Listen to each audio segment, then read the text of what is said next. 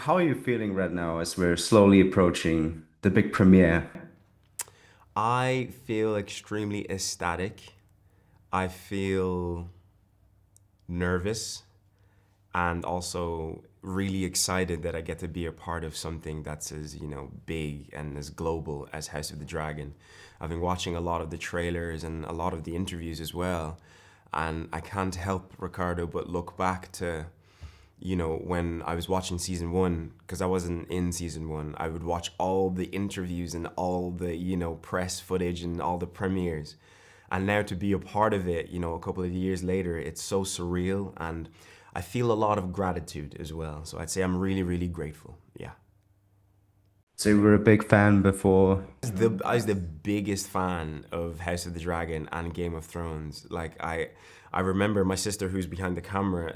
I used to go into her sewing room every morning for a whole year, and because I believe a lot in manifestation, so I would like just say out loud to the universe that one day I'm gonna play a character similar like to Jon Snow because I love Jon Snow, and I'm gonna play a character like Jon Snow in a show like Game of Thrones for HBO. I said that every single day for a year, about 5-6 years ago, and then 5-6 years later, here I am playing a dragon flyer who's a bastard who's fighting for his queen. So I literally got everything I wanted. So yeah, very very grateful. That's amazing. That Thank you. actually brings me to my second question because I wanted to talk about loyalty. What does Adam understand about loyalty that maybe other characters don't? I think for Adam, loyalty shows who you are at your core. Because you can't really, for all the riches that are thrown around within war and during war, you can't buy loyalty, no matter how wealthy you are. You have to, either be born with it or you have to earn people's loyalty. And for Adam, because he's never really been in a war conflict quite like this one, he sees all around him that it brings differing sides of people. So it brings cowardice in some people are afraid, some people, they're more bitter. It changes people. He sees that war changes everyone around him. But for him, he's always been loyal to his brothers, and that's all he's ever known, and that's who he is at his core. So for him, he's not going to let the war around him change his internal core and his morality. So I think that's a perspective that he has that everyone doesn't. That's a really interesting take. So would you say that now having a dragon, having sea smoke changes the dynamics between you and Alan, your character, and Abu Bakar's character? Um, yes, but not because Adam wants the dynamic to change. It just changes by product of, just osmosis, I guess. Because when you have a dragon, it's like having, it's like winning the lottery. You don't want the dynamic to change between you and the people around you, but it inevitably does because now it's elevated you to a different status. And having a dragon is as similar to, for me anyways, winning the lottery.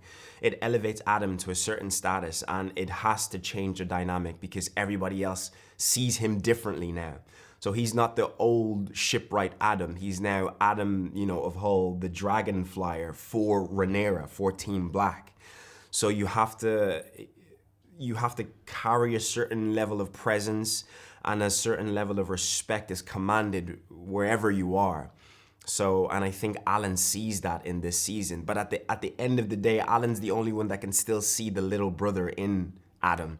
And he knows that beyond all the fame and glory and dragons, whatever, that's still my little brother. So that's a perspective that Alan has that everyone else doesn't. Would you say there's a side to Adam that fans haven't fully understood yet? Something that we're going to explore in the season, maybe? Yeah, yeah. There's a stubbornness to Adam that no one, because he's very loyal and he's a good kid. He wants to do right by everybody. He wants everyone to live in harmony. But I think he fights for what he thinks is right, and if that goes against the popular consensus, he will still stick to his own where he's quite stubborn. And I think we get to see a little bit of that in this season, but I hope we get to explore more of his stubbornness because I do think is one of his greatest attributes as a character. Why is that? Because he fights for what he believes in. You see, when there's chaos everywhere, people conform and they change because of one reason or another. There's a lot of stakes at play when there's chaos and when there's politics within war, you know. But if you're the one person that says, I'm gonna do something by hook or by crook, it doesn't matter what, if everyone's against me, I'm still gonna go for it. I'm gonna be stubborn and follow through what's in my heart. That's a rare kind of person. That's a rare breed of person, especially within war. That's the kind of person you want on your side when things aren't going well. Someone that will not switch sides or change up on you, someone that will stick with you till the very end. And I think that is a great attribute to have as a character. Yeah, and it goes back to what you said in the very beginning about the similarities to Jon Snow. So there's a whole full circle moment. Yeah, it's crazy because, I remember watching Game of Thrones, one of the later seasons, and they were like, just swear fealty to Cersei or something, and all of this will be go away. And he's like, I can't. And everyone's like, but just lie, Jon. Just lie, Jon Snow. Lie to everyone, and so we can all have peace. But he knows that his word is who he is. The Stark, growing up in the Stark household, your word is bond and your word is all you are. That's all you have as a man, in that world. And I feel like Adam has the same thing, except he's had to learn that by living with his brother and by going through hardship. So yeah. And Jon Snow is definitely somebody I would want to have by my side during a war conflict. So yeah, I have a couple quick questions before we end this. If you had to describe season three with a warning label, what would it say? Um, be careful, very hot. And if your characters had a group chat, who would get muted first? Ulf, Ulf, yeah, Tom Bennett would definitely get muted because he's just all that. He's all chat. He is funny, but he's all talk. Ulf. So how was it on set with the other dragon seeds with Ulf and Hugh the Hammer, Kieran and It's a lot. Yeah, it's a lot of fun and it's a lot of laughter because Tom is so funny. He just has everyone in fits of laughter all the time. But when it's time to go and it's time to be serious, he's also that as well. It's fun. It's joyful. We talk about life, and I think all of us have a similar kind of arc because even within Westeros, our characters are the only ones with our perspectives. There's never really been dragon seeds until us. We're the first ones to not come from nobility, and then all of a sudden you have a dragon.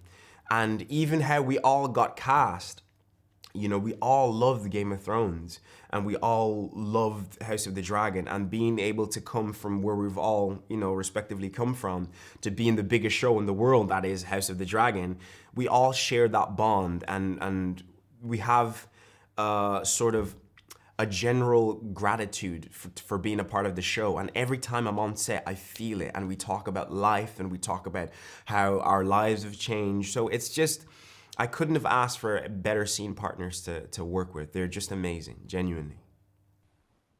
wow, that's phenomenal that you get to share that experience with Mhm. and making friends with some of them. And thank you so much for talking to me Thank today. you, I wish you Ricardo. It's been an nothing but the absolute very best. pleasure. Thank you so much. Thank you.